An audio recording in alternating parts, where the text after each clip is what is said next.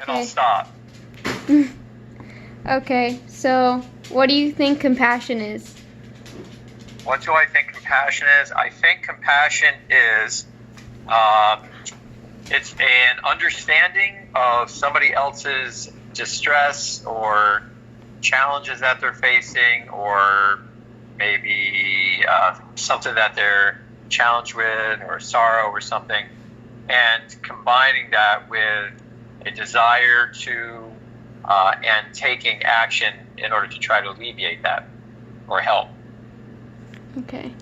And why do you think people choose to act compassionately? I think people choose to act compassionately because I honestly think the largest motivation for that is an intrinsic desire of somebody to do that. I think it's part of their being to feel that way or not. There's sometimes are external reasons to act compassionately, whether that doesn't necessarily mean that someone feels compassionately, but I think there's a slight difference there. But I think most of the time it's because a person somehow feels that emotional connection with that, and it generally comes from who that person is. Okay. And what do you think determines how and when we act with compassion? I think it's a combination of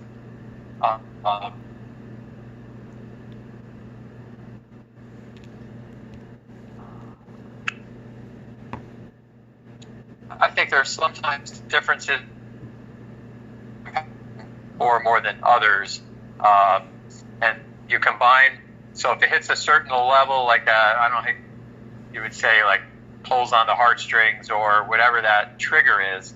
I think there's different levels it hits, but it's also combined with any individual's ability to act on that compassion, or at least the perception that they can or can't. So if I see somebody falling down in the street, I can feel compassion for them, and the part of that compassion where they desire to and do take action is easier than somebody who may have lost a family and all their belongings in a hurricane in Puerto Rico.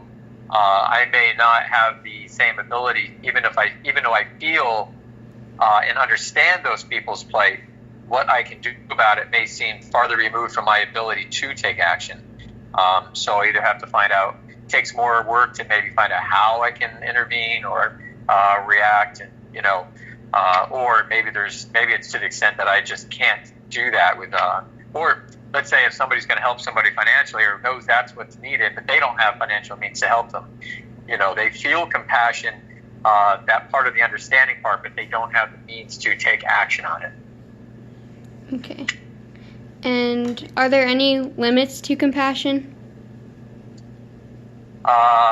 Yes, there are limits, and I probably brushed on it with the last question, but I think somewhat the limits are because I define compassion as both the understanding and that taking action part and the desire to.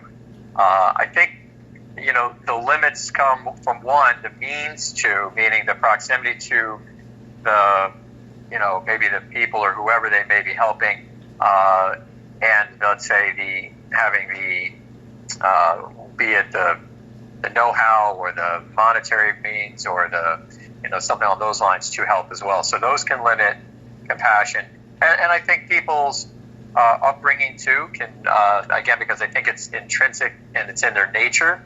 I think people's own experiences in life can place limits on compassion. So let's say your own prejudices may do this. So let's say if somebody punches me in the face and they are somebody that was wearing a hat when they did it, and let's say in the future this hat-wearing population of people face some type of plight, starvation or whatever, I may think, well, that's those hat-wearing people, and maybe I don't feel the same compassion as I might do for the same population of hatless wearing people, as silly as that may sound. So I'm just trying not to be too politically incorrect there, but so I use hats and hat wearers and non-hat wearers.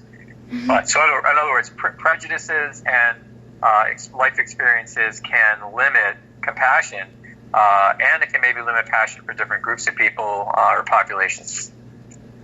Okay. And what, if anything, do people hope to get out of acting compassionately? I think there are one thing I believe is